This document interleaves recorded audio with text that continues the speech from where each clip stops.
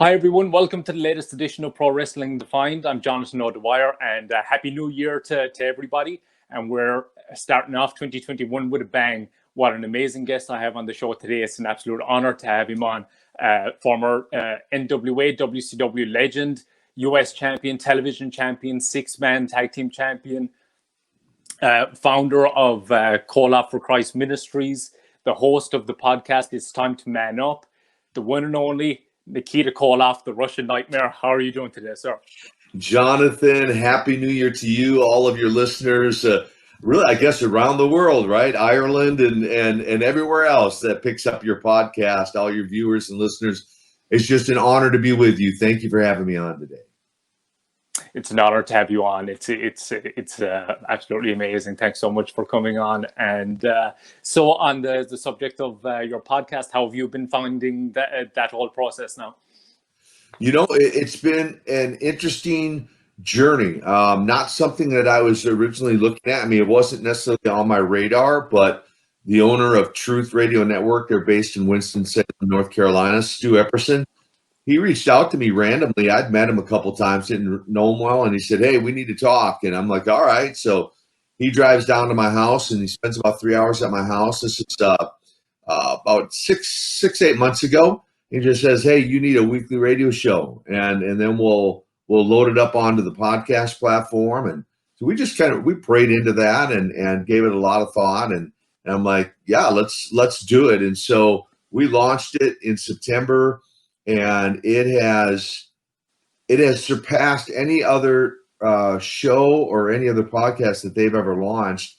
And wow. So they're incredibly pleased. And I'm just excited not only about the response to the fall of 2020, but I'm looking forward to 2021 and growing this podcast really around the world like yourself. So. Yeah, I've really been enjoying it so far, and you had Sting on this weekend as well, and I'm looking forward to part 2 of that. Part 1 was really, really good. I loved your episode with Lex as well, so all wrestling fans out there, definitely check out Nikita's podcast. It's on Apple, iTunes, everything. Yeah, it's on all the different ones, and there's some good Magnum TA. You know, Magnum TA will air his as well, and I'll have a number of other. Actually, guy by the name of his shoot name is Chad Lale, but he's on the WWE SmackDown roster. He's wrestled there as one of the Forgotten Sons. Oh, Jackson Riker, yeah. Jackson Riker, and his interview is up on the podcast as well.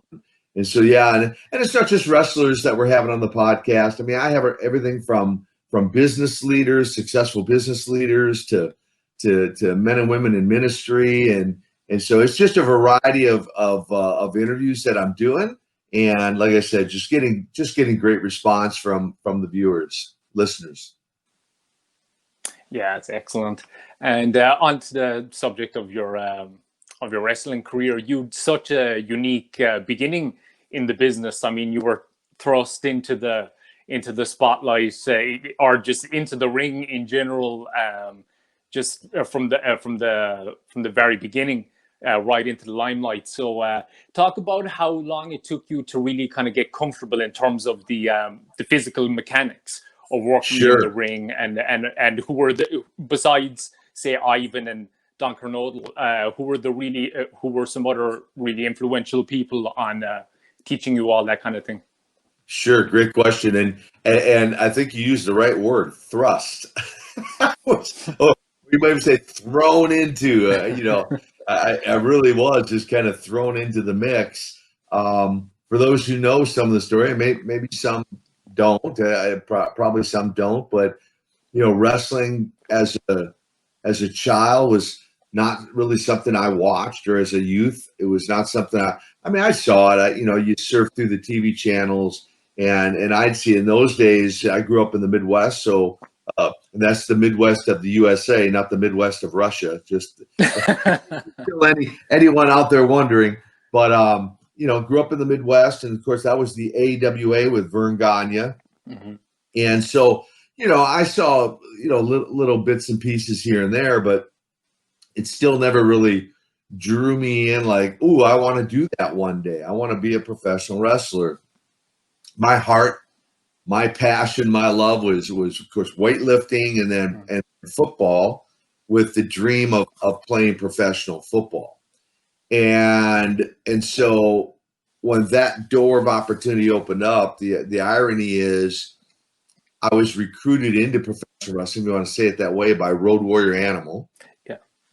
And it was kind of a turnaround. I had recruited him to play college football out of high school. He went to Irondale High School in New Brighton, Minnesota. And I had literally recruited him to be on our college football team. And then years later, he recruits me into pro wrestling, right? So it's kind of turnabout is fair play, I guess. Mm-hmm. But when they shared the storyline with me of a nephew for Ivan Koloff, I was intrigued by it.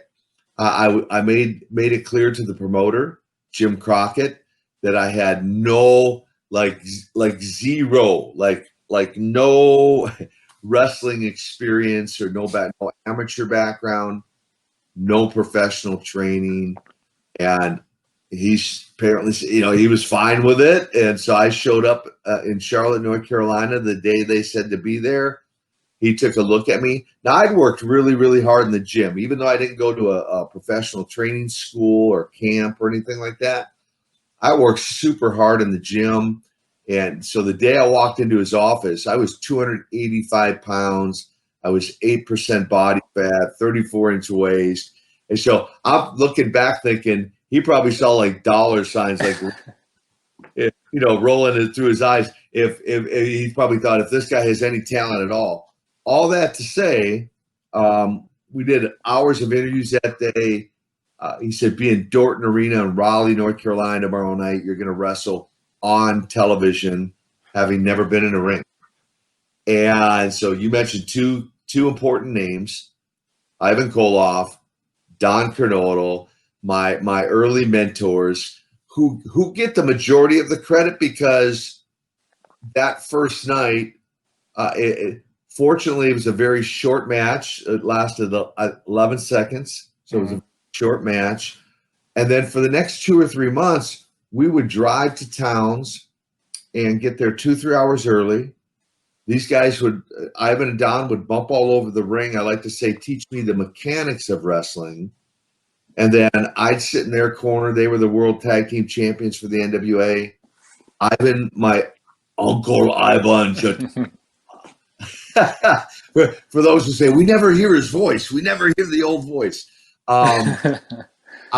Ivan would sit in my corner. And then on the drive home every night, we would talk about what's, I think, no longer there, and that is the psychology of wrestling.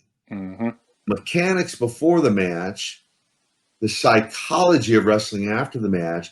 And so I did have a crash course, Jonathan, and you asked how quickly did I adapt. Fortunately, I adapted relatively quick. But those are the two main guys. There were a number of others that we can talk about today, but those are the two main guys that really laid a foundation of old school wrestling mentality for me. Definitely. And your rise was pretty meteoric within a year. I mean, you'd held the 6-man tag team championships, the tag team titles, and then I think within about the first year, was it, when you wrestled Flair at Great American Bash 1985? That's one of my most sentimental. That's actually my first and only exposure to you from when I was a kid, because I got the VHS. I would have only been like about 4, maybe, back in like 1994, 95, yeah. Maybe.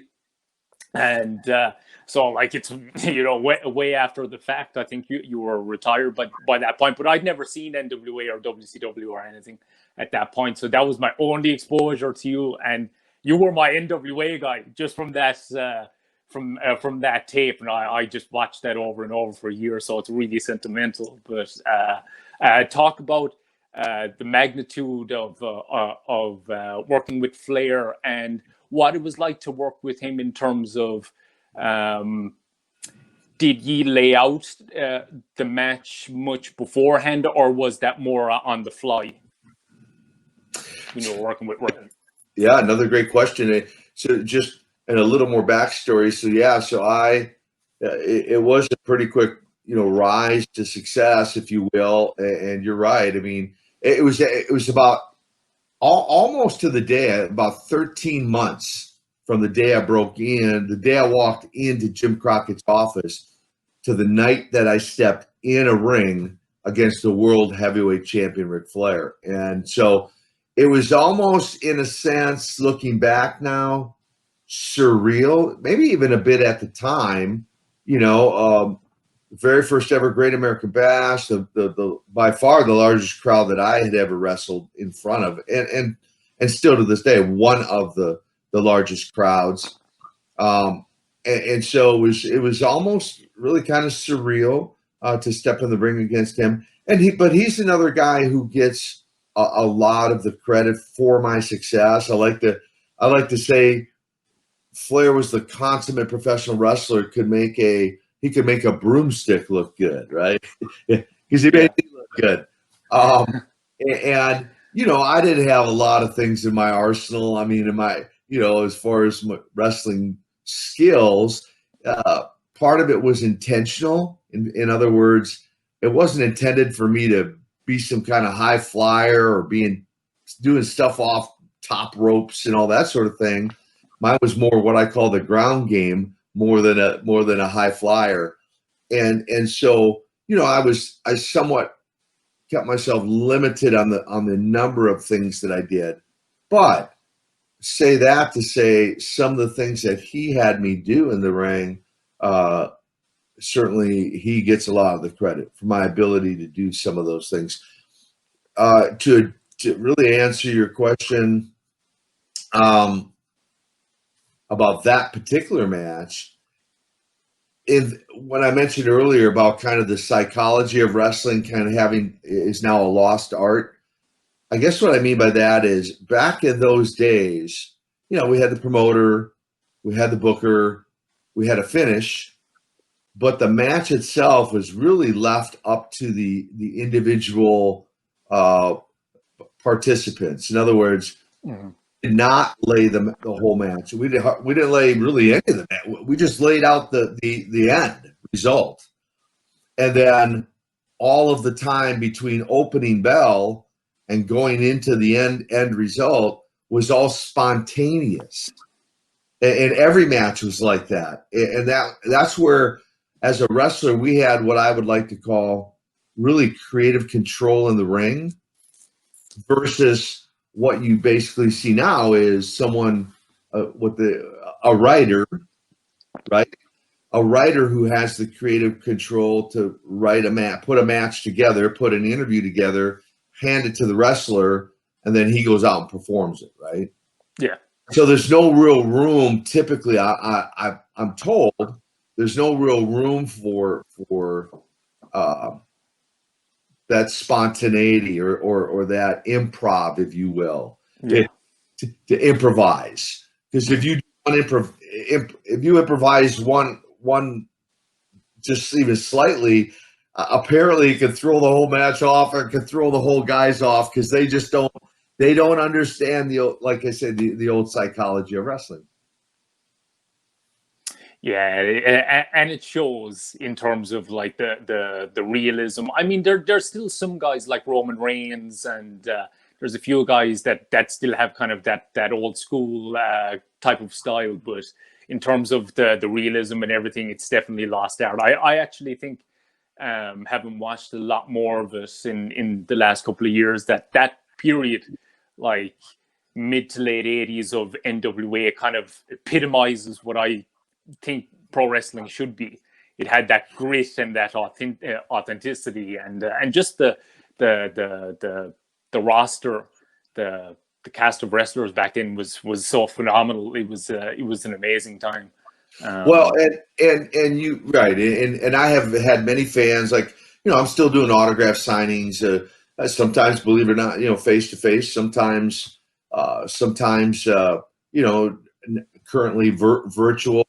And the feedback I get from a lot of fans is they call it the golden era of wrestling, right? I know even when you reached out to me, you said you had some of your viewers, listeners might not even know what a VHS tape is, but or or a VCR.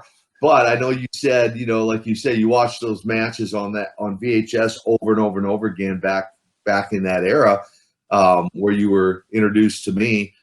And even when you watch fan reaction, so it's not just the match itself, even though, like you said, more authenticity, more realism, because that is what we wanted to project. That is what we wanted to really, if you want to say, for the fan really to buy into. And that showed even when you watch the old stuff and just watch fan reaction, because that's even different back then than it is now, right? Oh, 100%. I think there's a big thing with the fans nowadays where they almost, not all obviously, but a portion almost want to control what's going on in a sense. They kind of want to be the center of the attention in the match rather than reacting to what's actually going on in the ring. And I don't know, I find that kind of a bit bizarre. But again, there still is some guys that are still able to dictate the reactions of the fans the way you guys did back in the 80s and 90s. So it's starting to kind of come back a little bit, I think, those fundamentals. And I hope so. And what I find, especially a lot of the younger guys, I did a tour across Canada a number of years ago. Well, I think 4 years ago. We did a 21 city tour, and we had a number of young guys on the card every night. And I was very, very humbled by the first few nights. A lot of the young guys would come to me and say, "Hey, would you watch my match? And would you mind?" And critique my match. And they were very sincere. And I explained to them, I go, I can watch it, but you have to understand, I have an old school mentality, and I'm watching what you're doing out there, and it's more of if you want to say, a new school train of thought. So I can offer some suggestions, but I honestly don't know how much you'll implement. Well, all that to say, I did watch a lot of the matches. I did offer some critique. They actually received it well. And then I'd watch, like, they go out the next night or two and actually do it and come back and go, "Oh my gosh, that like really worked. Like the fans really," I go, "Yeah," I go, "It worked for us back then, and it can work for you now." And so that's great to hear that there is some of that transition or some of that old school mentality coming back, because to me, it was so important in order to draw the fan into the match, which was my goal, more than just be so focused on getting everything right that I'm supposed to do in the ring. For me, it was more that looking out into the crowd, and drawing that fan into the story, right? Yeah. And having that interaction with the fan. That was some of the funnest. That was some of the most fun for me. Awesome. And one of your jumping ahead a bit, but one of probably the most memorable angle of your career is that amazing best of 7 series with Magnum TA. Magnum TA, yeah. In fact, that magazine cover behind your head there, that probably was the look I had back in that era against Magnum TA. Yeah, Magnum TA. That's right. And that's probably, Jonathan, probably the most talked about. I mean, certainly people will bring up Flair, like yourself, the American Bash, and Starrcade, and some of the matches I had against Rick, and others, the Road Warriors chain matches against Sting. I mean, the War Games, both with Sting Squadron and also, with the superpowers and the Four Horsemen. We are kind of getting ahead, but the Magnum series is probably the most mentioned by the fans out there, for sure. it was incredible, and the way it was built, you going up three ahead, and him making the comeback, and even how the groundwork was laid for the whole thing, the press conference. Or the contract signing, I mean, where his mother was there, and could you do the line from Oh, the? what are you, some kind of mama's boy? What are you? And you know, funny thing about that, I've told this story before, but for your viewers, for your listeners, funny thing about that is he didn't smarten his mom up to that. Yeah, He told her wrestling was a work. So just like she used to right. watch him in his high school and his college days, she knew no different. She thought professional was just as, if you want to say, just as real as college wrestling or high school wrestling. And so when you, again, for those who might go back and watch that clip, when you see her reaction, like that's authentic. That's like, Yeah. you know, it's just like, oh my gosh, these men are killing my boy, you know, kind of thing. And so it did really set the tone for what was to come in those 7 matches. And they were absolute magic. I've caught like I had to really search through YouTube quite a bit to get the exact episodes of the Mid Atlantic TV. So I couldn't get all 7, but I got I think about 4 or 5 of them, and it's just absolutely phenomenal. One thing I like to do every so often is with some of the matches from back then is just listen to them, you know, like we were talking about, just the fan reactions, and that any of those matches, you can just listen to it, and it's just magic how much the fans are just mesmerized by what's going on. But Yeah, how was Magnum to actually work with? He was an amazing performer as well. yeah, it was. I mean, the chemistry, and it's interesting to me. Like I've even seen comments even recently. Apparently, somewhere along the way, uh, some folks were, I guess, given the impression that you know we didn't like each other outside of the ring or whatever. But we never. I mean, we weren't the best of friends, but we were on a very professional level. We both had similar mindsets. We both enjoyed working what I would call a snug style of wrestling. Again, back to portraying the authenticity of the sport. Um, and so, therefore, there was some really great chemistry between the two of us, which is what led to really, I think, just the intensity of the match. And I've had fans literally say, like, back in those days, they go, they their comment was, I don't know about any of those other matches, but man, that match against Nikita and Magnum was real, you know, kind of thing. And that was partly our goal. And you know, we would later, after his accident, we would later become really the best of friends. I mean, we talk, you know, I'd say at least 2-3 times a month now, even currently. We stay in touch with each other, and we've done a few autographs things together. You know, both having been U.S. champions, and then of course the best of 7. We've done some things together. But I look back, I look back on those matches, and I mean, I probably, there's a lot of matches I enjoyed, but I certainly enjoyed those as much as any of them.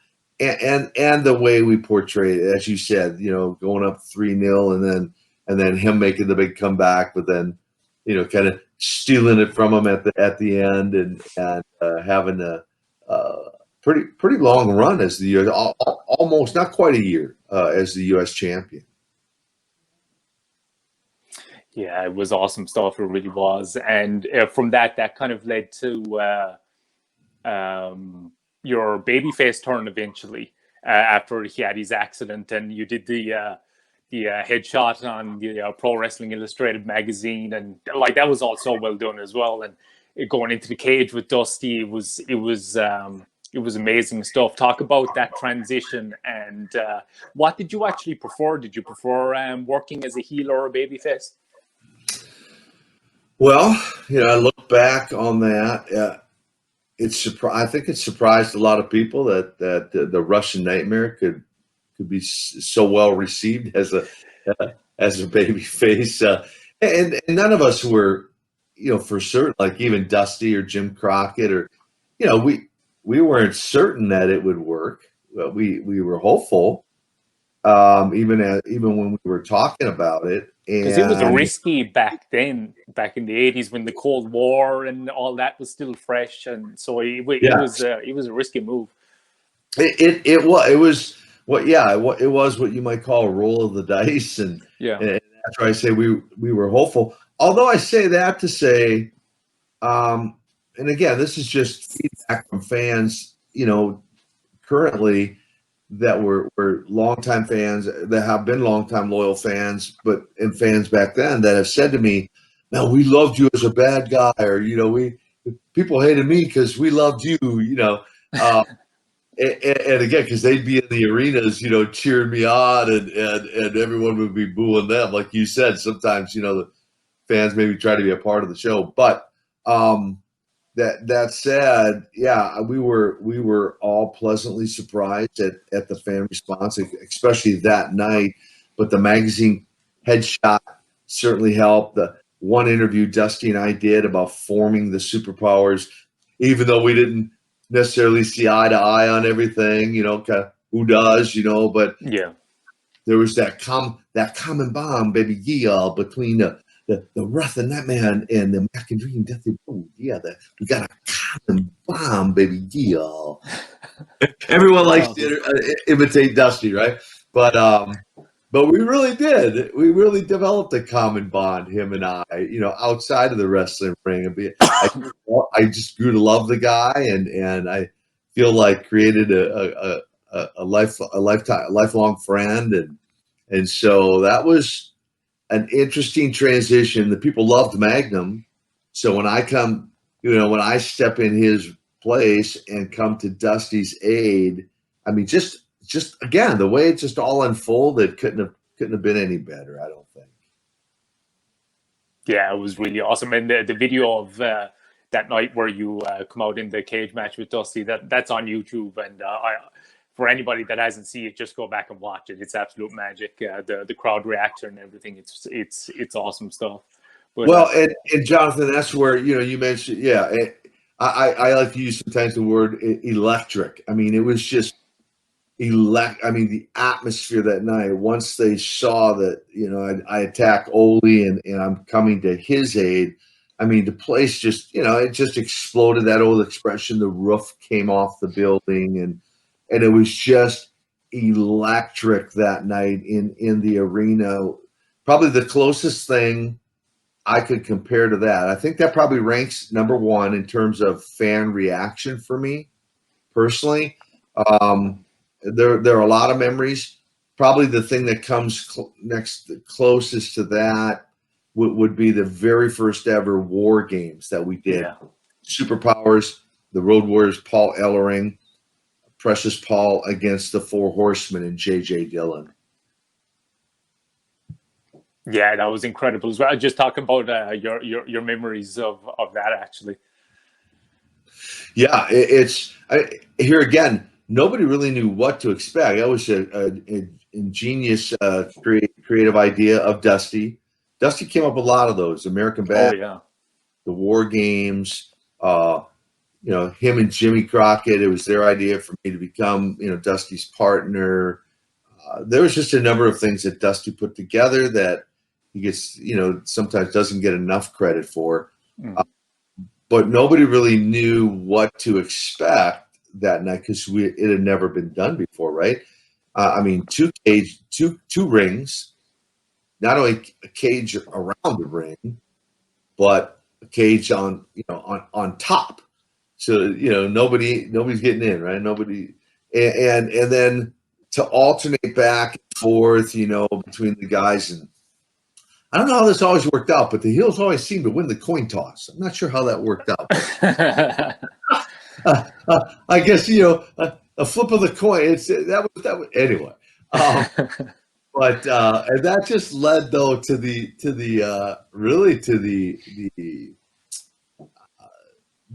what would I say, the dynamic of the match in drawing the fan into that story of them always having kind of a 2-on-1 advantage or 3-on-2 or until we got all 5 in the ring.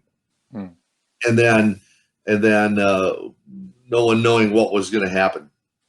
But that very first one was very memorable in the building of it and the anticipation, and then the actual night it happened. And again, you could just feel the electricity in the air, and how much we felt the fans were loving the match. Yeah, it's magic stuff for sure.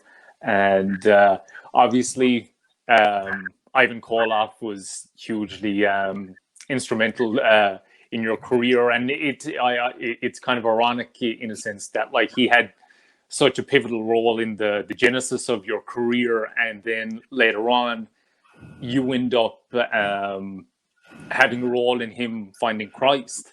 So you both have that instrumental aspect in each other's lives. Talk about working with Ivan professionally in the wrestling business and your personal relationship then as well. Yeah. So it's just funny. The fans will, like, when I'm out there, something like, hey, I loved your cousin or your brother, or, someone will say your uncle, or, they kind of get it mixed up. Sometimes people even call me Ivan sometimes. Even to this day, I joke with them, or at least back then, I go, wait a minute. I'm the younger, better looking one. Come on, let's get it, prior to his passing, he worked with the Children's Miracle Network and did a lot of autograph signings and in Walmarts, and they were partnered in that. And he had this picture of him and I used to get on him. He'd always, and people still bring this picture to me, and he'd always sign over me, and then they'd bring it to me and want me to sign, and I'm like, wait a minute, now I got to sign over him, giving the impression that I am the older guy and he is the, So I used to tease him. I'm like, Ivan, what's up with that? Can you just not sign like over you? So, but anyway, little fun fact there. But he was, as I mentioned early on in the interview, he was instrumental, him and Don, in helping me learn the mechanics and the basics and the psychology of pro wrestling. So he gets a lot of the credit. And then as partners, driving up and down the road every night, because back in those days, again, it's a different business then than it is now. Put it in perspective. In 1986, I had 454 matches. Wow. You do the math on that. There's only 365 days in a year, right? Lots of double shots.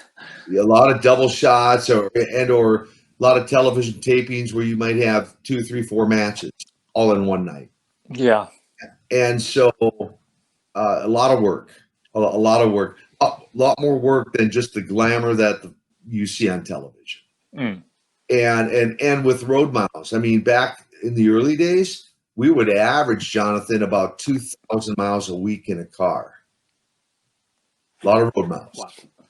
And then we go on the Superstation TBS, and then we start to fly. So in addition to all those road miles, now we're getting a lot of air miles in addition to the road miles.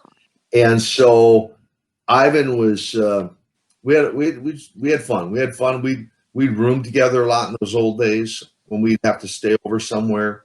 We'd room together. Him and I and Don and later Crusher Khrushchev would ride together to towns. And then eventually, we can talk about this. We don't want to get ahead of ourselves, I guess, but eventually, kind of like me recruiting Animal into college football, and then Animal recruiting me into pro wrestling. Ivan mentors me in professional wrestling, and then later in life, I had the privilege, the opportunity of mentoring him in his walk, and as a follower of Christ. I had the privilege of mentoring him in his walk and his journey there, and becoming eventually an ordained minister. And pretty amazing story. But we can talk a little bit more about that, I know, a little bit later. So Awesome. And another guy, similarly in that respect of how your relationship worked out later on and everything, but you worked a fair bit with Lex Luger back then as well. Talk about working with Lex back in the day. Yeah, in fact, that U.S. title, is who I turned it over to. Turned it over to the Total Package in Greensboro, North Carolina, in a cage, and again, because he was a big, strong guy, so I feel we matched up pretty well inside the ring. We weren't necessarily the best of friends outside the ring back then. We just had a professional relationship and a certain chemistry to work in the ring. We later would go on to be reunited outside the wrestling ring years later. I'll cover a little bit some of that a little later, but inside the ring and even when I had departed from wrestling, came back to wrestling, my introduction was to present him with a brand new U.S. belt, and did that by way of whacking him upside the head with it and kicking him Yeah. setting up another angle to work with him, and then ultimately work with Sting again, as I had previous earlier in my career, and those are some of the highlights of the latter part of my career. Working with Sting, working with Luger, working with Ricky Steamboat, some of those guys. It was fun in the latter part of my career to work with some of those guys.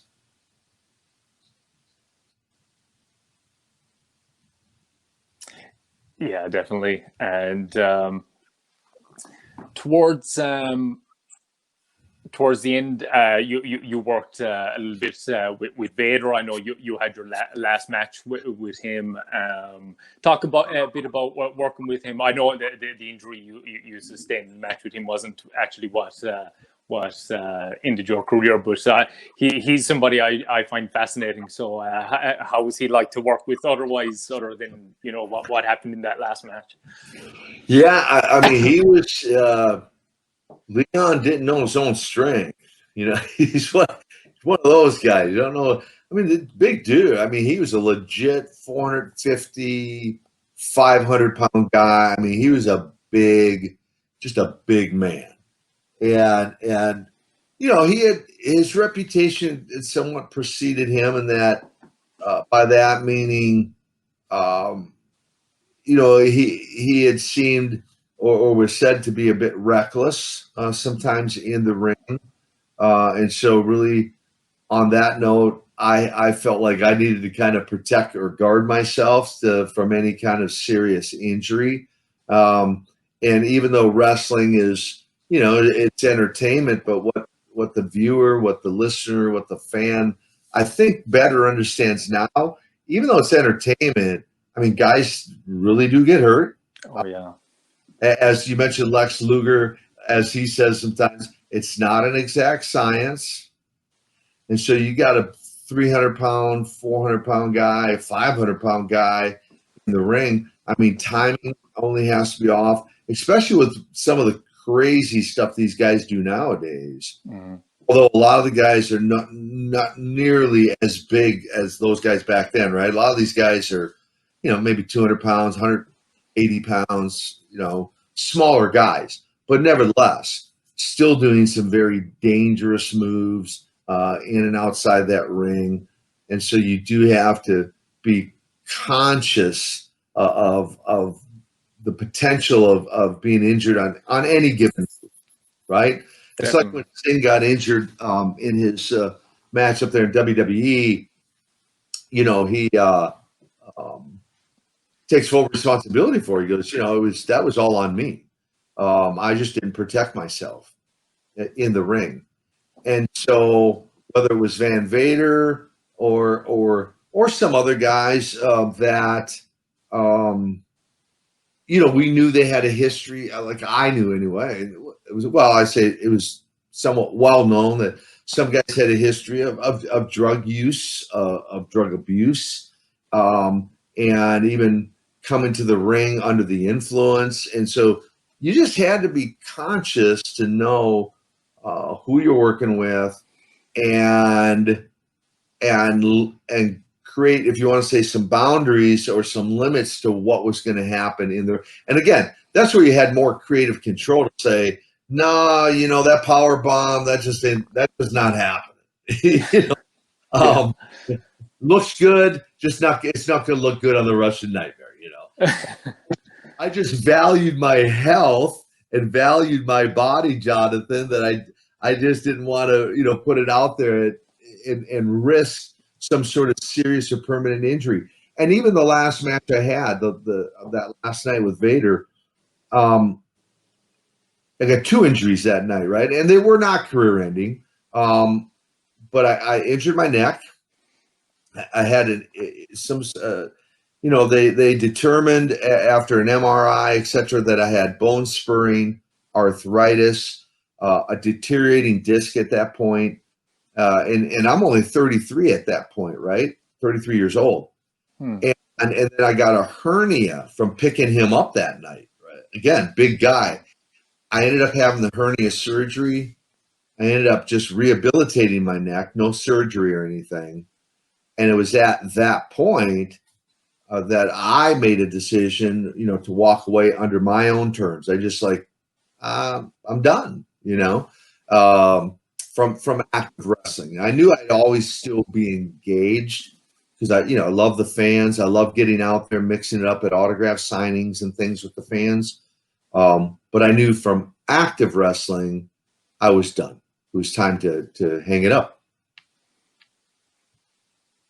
Yeah. And just going backwards, I'm not the best at keeping things chronological. But that's okay. You worked Starrcade with Flair as well for the title. I actually watched that about 3 times recently, and again, it's just magic, and everything seemed to line up so well because you'd come out of the transition into turning babyface on the heels of the thing with Magnum, and you just seem to have, it seemed to be the perfect time to kind of pull the trigger and make you the champion. Why do you think that didn't happen at that time? And talk about your memories of that match. Well, yeah. So it's interesting. In fact, I just realized I didn't even really answer your question about what did I like better, babyface or heel, good guy or bad guy.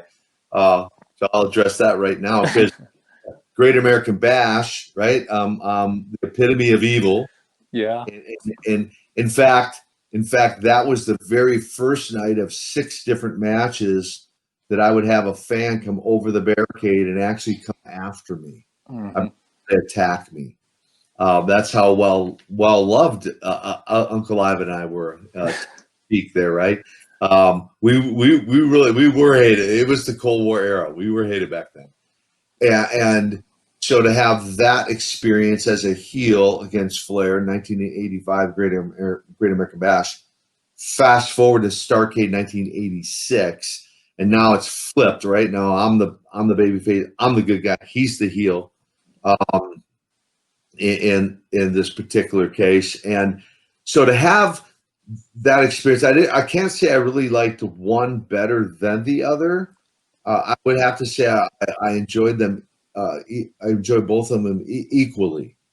In other words, I'm glad I got the experience to be both a heel and a babyface, and to be a part of that pioneering of closed circuit television. Eventually, what led to become what now is pay-per-view, was fun to be a part of, and some of the storylines, some of the and to have as many matches against him. I mean, gosh, I don't even know how many matches I had against Rick. I had a lot, and some of those matches sometimes would last an entire hour. A draw, we'd have an actual, they call it draw, right? A 60-minute draw, which for a guy my size, only someone like Flair could really honestly helped me pull that off, because you get pretty winded, pretty gassed in there, wrestling for 60 minutes. It was pretty tiring, but Flair had a way, as well as some of the other guys, Rick Steamboat, some of the other guys had a way of really knowing, because they knew the psychology, they knew how to really tell that story spontaneously in the ring and keep the fan engaged in the match from start to finish. I'll tell you a quick story of Philadelphia when we first went into WWF territory. And the fans weren't used to our brand of wrestling, right?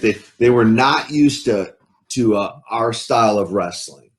In other words, a 60-minute match. So I remember the very first time I went to wrestle Flair in Philadelphia, it was probably, Jonathan, 5 minutes into the match, and they start chanting boring. Wow. Like boring, boring. I mean, for real. But we didn't freak out. We're like, oh my gosh, what are we going to do? We didn't do any of that. We just, Flair's the consummate professional. I'm just following his lead. Follow my lead, kid. I'm just following his lead. And man, here's what I remember about that. It took about 6 months. But after 6 months, because Rick and I worked some long programs together, after about 6 months, I can remember, I think we wrestled for about 50, 55 minutes. And I don't think they ever sat down. I mean, we educated them on our brand of wrestling, and that they began to love it. They began to love those long matches and really got into them. And in turn, I ended up loving working in Philadelphia. Baltimore was another really favorite town of my. Rick and I. One more quick story. I don't want to give you the opportunity to ask more questions, but Croc brainstorm of double booking Rick and I in Richmond, Virginia, and Baltimore, Maryland in the same night. And so we wrestled before intermission in Virginia for the World Heavyweight title. Those fans were not happy. The World Heavyweight title match before intermission. They didn't really know what was up. There was no internet. Really, the things weren't promoted back then like that. And then we jumped on a plane, man. We flew to Baltimore. We didn't get in the ring in Baltimore. I'll never forget it. We're in the Baltimore arena. I look up at the clock when we step into the ring. It's 12 midnight. Wow. Now, I'd already worked once in Richmond, 30, 35 minutes, whatever it was, 40 minutes in Richmond. Now we fly to Baltimore. I step in the ring at 12 midnight. And to the credit of the Baltimore fan, I remember when the final bell rang, it was 12:55 a.m. Wow. So we wrestled for 55 minutes that night in Baltimore, 35, 40 minutes in Richmond. But the Baltimore fans, I don't know if they ever sat down. I mean, they were on their feet the whole entire time. And they had been there since like 6 o'clock that night or something, right? I mean, that's why I love the Baltimore fans, man, and the Philly fans. Really, just the fan. I just love the fans. They're amazing, like yourself. Appreciate it. Yeah, that's awesome, and we appreciate you and all the magical moments that you brought throughout your career. And I know I heard you say before that the reason you never really even thought of making a move to WWF back then was your loyalty to Jim Crockett and the opportunity that he gave you. What were your feelings like, given that relationship that you had with him? What were your feelings when the sale to Turner went down? Yeah, in fact, let me talk about again part of that reason. Let me first talk about part of the reason because I get asked a lot, did Vince ever, anyone from his office, did he ever reach out to you? I mean, I met him at a gym in Las Vegas one time randomly. He's working out. I'm working out. Hey, how are you? I'm doing great. How are you? Great. We're there, kind of rival. It was the Monday Night Wars before the Monday Night Wars. In other words, Yes. they're at one Coliseum in Las Vegas. We're at a different building in Las Vegas. Just like we'd be at the Philadelphia Civic Center, they'd be at the Philadelphia Spectrum. So we were running a lot of head-to-head shows long before Monday Night Nitro. Mm-hmm. And going back to their brand of wrestling versus our brand of wrestling, I was just never honestly really interested in that brand of wrestling. And I felt like it seemed like everyone that went there, like Vince would, or somebody, and I'm guessing Vince would change their character, right? Mm-hmm. Mark Callis becomes who? The Undertaker, right? Mm-hmm. Cactus Jack becomes Mankind. The Sheep Herders become who? Do you know? The Bushwhackers. The Bushwhackers, right? And so it just seemed like he's changing everybody's characters. So I really wasn't interested in the Russian Nightmare becoming, Pocahontas. I don't know. Yeah. Whatever, right? Whatever. I I just wasn't interested in changing characters. Now, Barry Darso, who was Crusher Khrushchev, was going there and had asked me at one point, hey, we're going to do this demolition thing. And honestly, out of respect for Joe and Mike, Animal and Hawk, I just felt it was too much like the Road Warriors, and I didn't want to change character. Mm-hmm. So combine that with Jim Crockett giving me the opportunity with the NWA. To this day, there is a real sense of loyalty that I have to the NWA and that brand.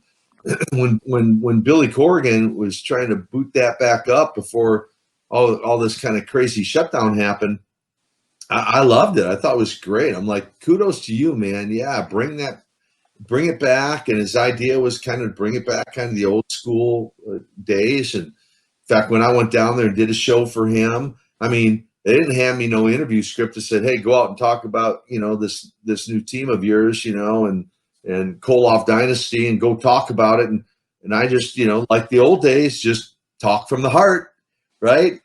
Which gave it more authenticity, right? More realism. And so I was always been very grateful to Jim Crockett, the Crockett family, for giving me that opportunity. And then when he sold it to Turner, it was interesting because things did change. And by that meaning, it went from if you want to say a mom and pop family run business to corporate America.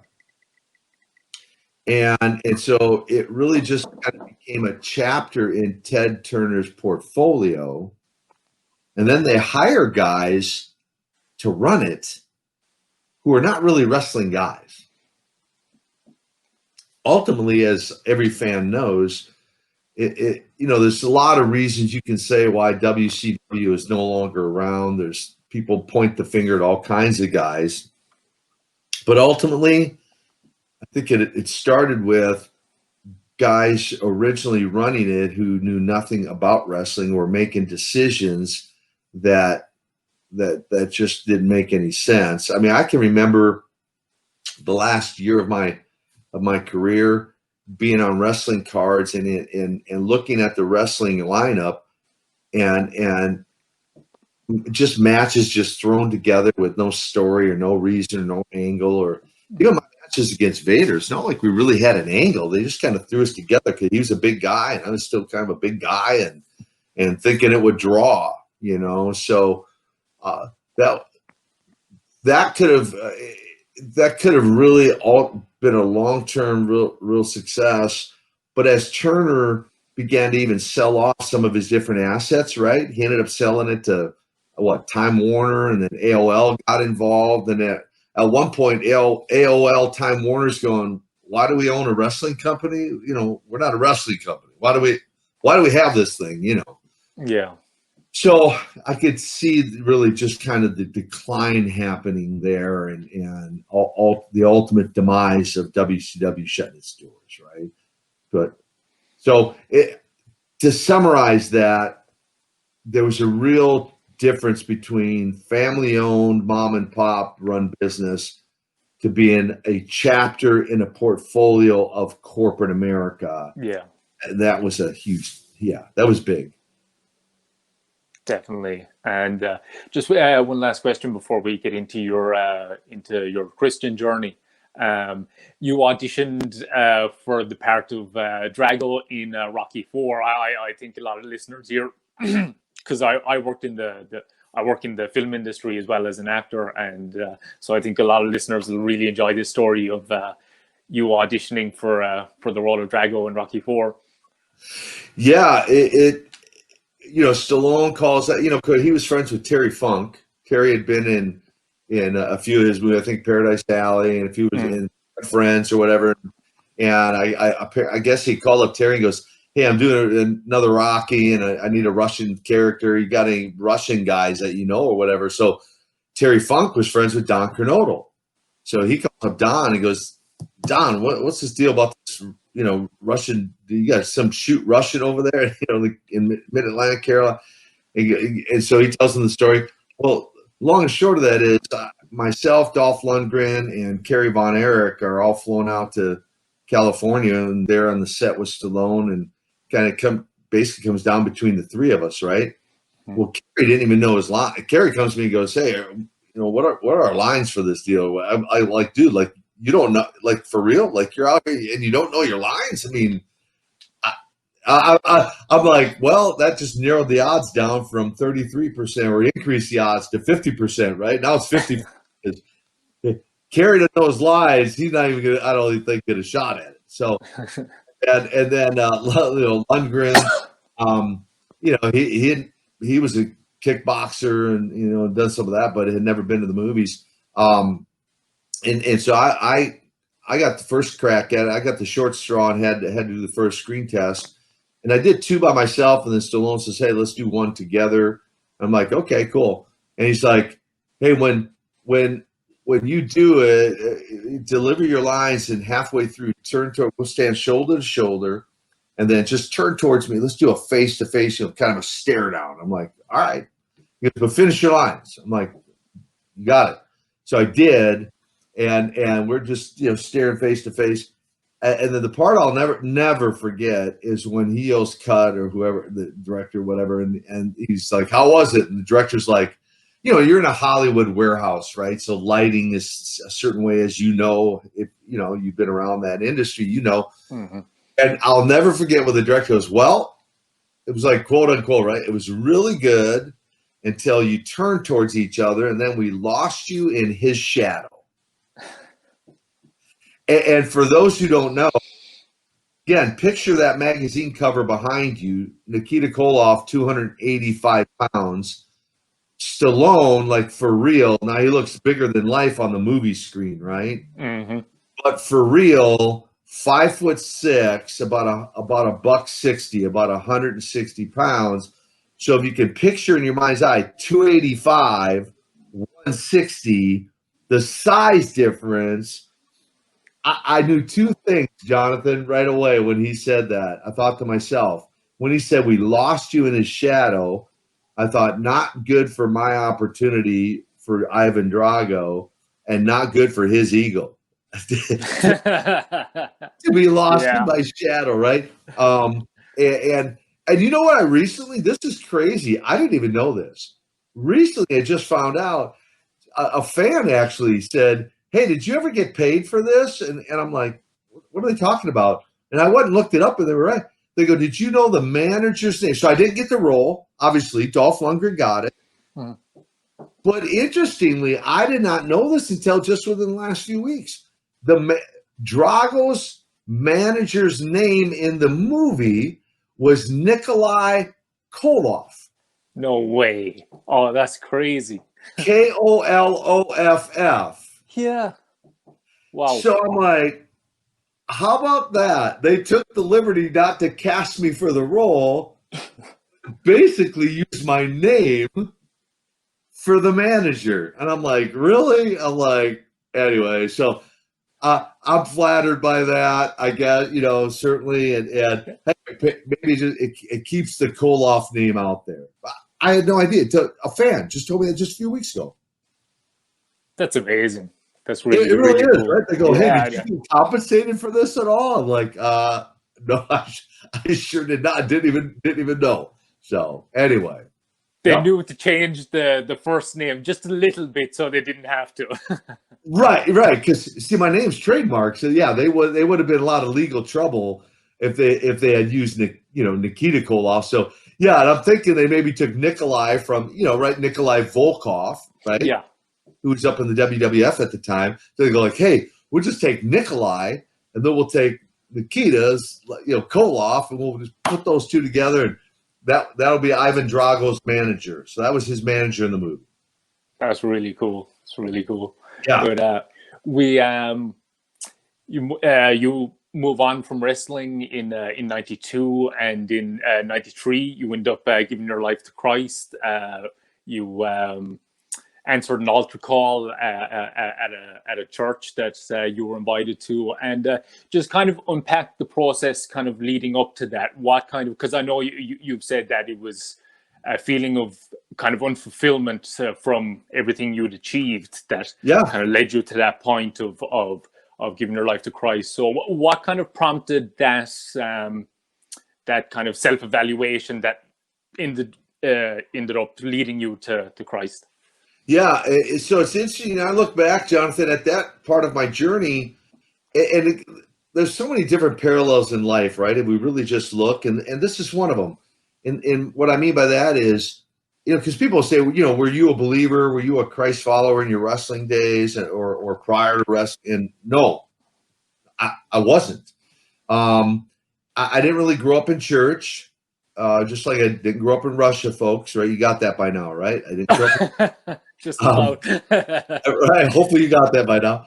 I didn't grow up in church. I mean, I attended a few times and stuff, but and I knew the story. I knew the story of, if you want to say the story of salvation. The life of Jesus, his life, and he was crucified and died and rose again, and so I knew the story, but I never embraced the story. And so just like I wasn't really looking to get into professional wrestling, I mean, in a million years, I wasn't looking to become an evangelist / minister and travel all over the world and do that. I just wasn't, but God has a bigger plan, right? I mean, I can remember at about age 12, kind of formulating a plan in my head for my life. Wrestling wasn't a part of that plan. I come to realize that there's a bigger purpose for my being here, and that as much as I had my own plan, many are the plans in a man's heart, but the Lord orders and directs the steps, right? I didn't know God had a plan for my life. And so leading up to that decision, I leave wrestling, as you mentioned. I'm reflecting on my life, and I'm like, well, I've had all this success. In fact, I've written a few books. One of them is Wrestling with Success. And that's been a very popular one. The most recent is Nikita, A Tale of the Ring and Redemption. That just kind of tells my whole life story. In fact, I just wrote about 7 or 8 new chapters that we're going to include in that book, update that book, along with some fan stories and everything else. But and so, yeah, in my mind, Jonathan, I'm successful, but I'm just still not fulfilled. I'm like, man, something's still missing. And I meet this Christian couple through business outside of wrestling, and they invite me to their church, and I go, and on that very first, there was just in my heart, there was just this drawing to an altar, and knowing now the Holy Spirit was drawing me into that decision, to where I go down to that altar and get on my knees and make that decision. 17 October 1993. And if you were to fast forward all these years later, never in a million years would I dream, having now traveled to a total so far of 30 different countries, mostly ministry related. In fact, one day I'm looking forward to coming to Ireland. And by the way, just for the fans, for they know, my mom was born on the Irish-Scottish border, a little town called Hayden, outside of Cumberland, England. Yeah. And so there's Irish, Scottish, and English roots in the Russian Nightmare's DNA. Wow. And so I'm hopefully one day going to make it over the pond and over your way and be able to share my story and what the Lord has done in my life over there. But 30 countries, I have ministered in about 1,200 churches now, plus or minus. Wow. Run all kinds of conferences. This shirt I'm wearing, Man Camp, Lex Luger and I, Lex became a Christ follower April 20, 2006. He and I were actually reunited after 11 years. So when I left wrestling, Lex continued on in his career. Some know his story of his demise and kind of the pit he fell into. So my story isn't I came out of drugs or alcohol or any of that. That's actually part of Lex's story.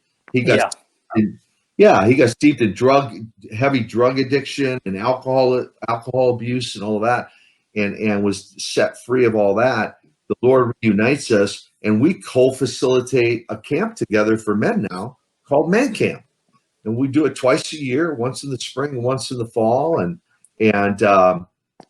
excited to do that. So yeah, so there's just a variety of things there that I never in a million years would have dreamed. Just like I never really dreamed of being a pro wrestler. I never thought I'd ever be an evangelist traveling the world.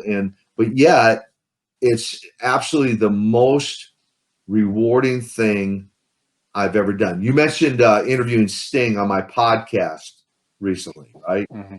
And a lot of people are excited to hear part 2 of that podcast. And we're going to do more. There's so much to Sting's life that we're going to do more. But I'm reminded of when he and I teamed up for some ministry work several years ago in Indiana at an event called Acquire the Fire, and there were 43,000 teenagers there. Wow. And we basically we did a dramatization, him and I and the $1 Million Man, Ted DiBiase. Then we shared our stories, and there were over 10,000 youth that responded to what we say is an altar call to make a decision for Jesus. And so Jonathan, it's been an incredible journey. It really has. What would you say to somebody that's either walked away from the faith, that's kind of wandered away from their relationship with Christ, or somebody that's just an unbeliever in general? What would you say to them about persuading them of the truths of Christianity? Yeah, maybe, either in that mode of searching, right? Or yes, maybe they've been hurt or hurt by the church in the past or something.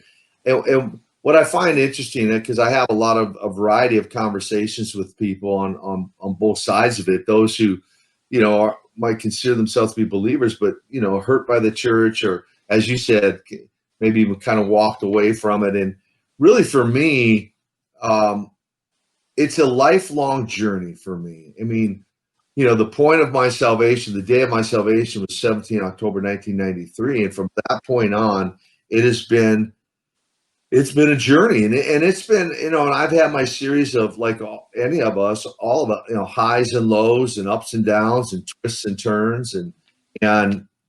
But that's never discouraged me from continuing on that process of developing a relationship with God, right? I think the difference for some is, the intellectual side of it is more of on what I would call the religious side of it, where you mentioned the heart, right? See, that story of Jesus made it the 18-inch trip from my head down to my heart. And when it settled in my heart, I knew, like nobody's ever going to convince me what happened at the altar that day that convinced me it didn't happen, because I know my story and the change that took place in me. And then it's been a continual journey of developing and growing that relationship with God. It's not something overnight. So Yeah. whether somebody's out there searching, and again, you can search for all the answers like you're talking about, and you know, the case for Christ, right? Or, you know, Hmm. Strobel, or mere Christianity, you know. But so there are a lot of good books out there that will make the case for Christ, and while at the same time it really boils down to the heart. It's a heart decision. It's a heart decision. It's not how much I can intellectually understand about the Bible or about the story of Jesus or anything else. The Holy Spirit, I believe, has to woo that person, not necessarily to an altar, but at least to a point in their life journey to where, like for me, something's missing. What's missing in my life? I'm successful, but I'm unfulfilled. And I can honestly say that morning, that day that I surrendered my life, got on my knees and asked Jesus into my heart, there was just this overwhelming sense of fulfillment that honestly, if I had died at that day, I would have died a fulfilled man. I know for Lex, to go back to him real quick for a second, when he made that decision, surrendered his life, he said it's like there was like this power washing, from the way he could describe it, from the feet all the way up, just like this cleansing and this power washing. And so for those who might be out there seeking or searching, you know, whether it's looking for answers or wondering if Christianity is the answer, becoming a Christ follower, you know, I'd encourage, just open your heart. Don't try to figure this thing out. All figure this whole thing out in your head. You got to get past the head, get down, and open your heart. And just, you know what, you might even ask the question, God, if you're real, then just reveal yourself to me. And he will. He says in his word, he will. For those who are sincere, and you brought up the word earlier today more than once, authentic. If you're authentic and sincere in wanting to really know the truth, when it all boils down to, we're really just talking about truth, right?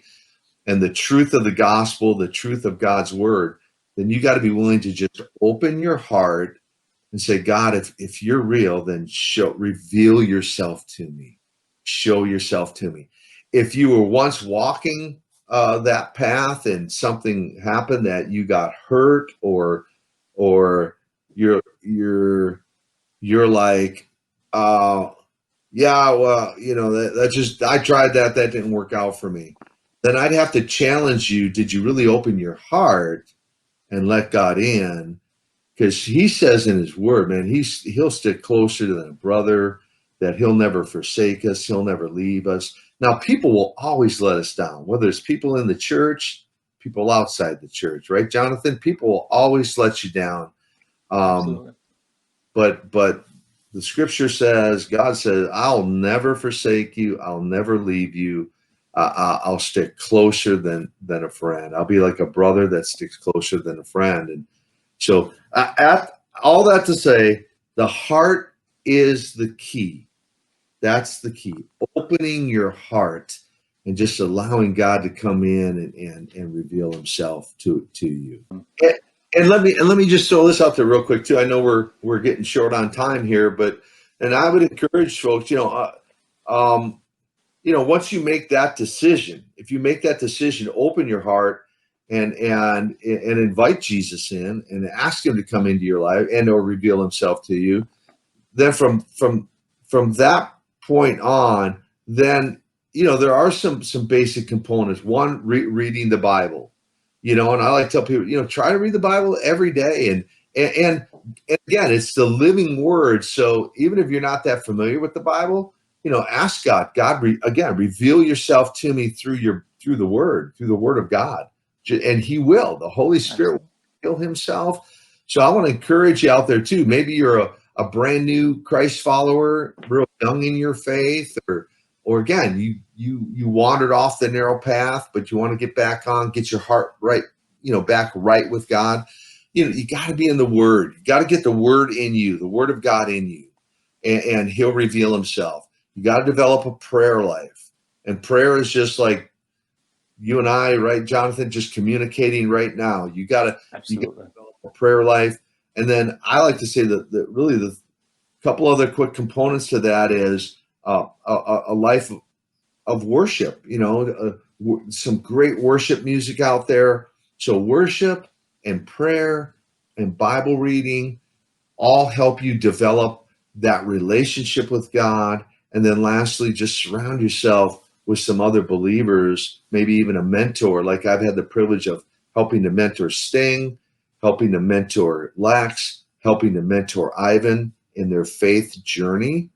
Find yourself a solid believer that can help mentor you and maybe even answer some of those questions that you can't find an answer to. So I just want to throw that out there too for your listeners, for your viewers.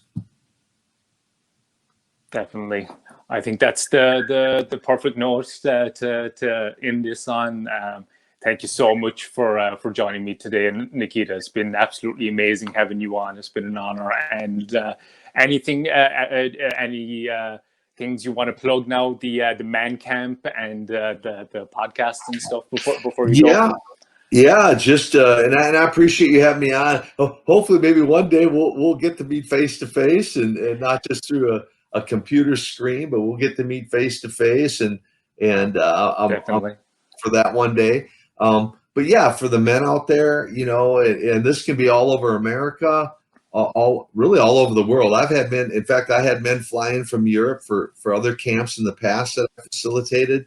Check out mancamp.info. That's just mancamp.info, INFO. You'll find out more about the camp that Lex and I co-facilitate.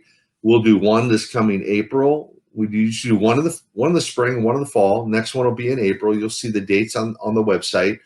Check that out. Koloff.org is my website. If you want to hear, just read a little bit more about my personal testimony, my personal story, and more about the ministry. So maybe there's some pastors out there that might be interested and have me come into your community, do a man up conference or just preach. I preach, So koloff.org. And of course, people can follow me on Facebook and Twitter, Instagram and Twitter. Nikita Koloff with the number 1 behind it. That's the real me on Instagram and Twitter. If you want to follow me there. Facebook, look for a picture standing in a river. It's actually Ted DiBiase, myself, and another guy named Jason Sanderson. When we made a pilgrimage to Israel, we're actually standing in the Jordan River, baptizing each other in the Jordan River. And so that's me on Facebook. And message me. Oh, one other thing. Yeah, for the podcast, let me just say this is going to be brand new for 2021. So I'm going to launch a kind of a new segment or a new show called Questions and Answers with Koloff. Now, you and I spent a lot of time today answering a lot of your questions, but there may be some fans out there, because what I'm going to do is, I'm going to do this special segment called Questions and Answers.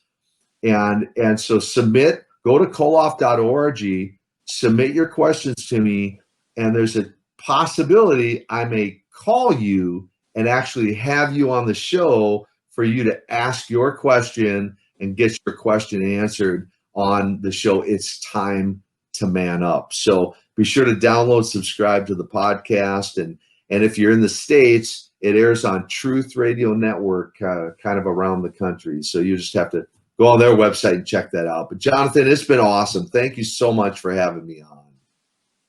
Thanks so much for coming on, Nikita. It's been absolutely amazing. And I hope the new year is awesome for you. So take care. Likewise, and for you and to all the fans out there, God bless you. Have a happy new year, and I'll keep you in my prayers, Jonathan. Thank you so much. Thanks, Nikita. And just before you go, remind people what TGIF really stands for. TGIF, it's not Thank God It's Friday. It is Today God is First. Keep him first in your life each and every day. And remember, TGIF, Today God is First.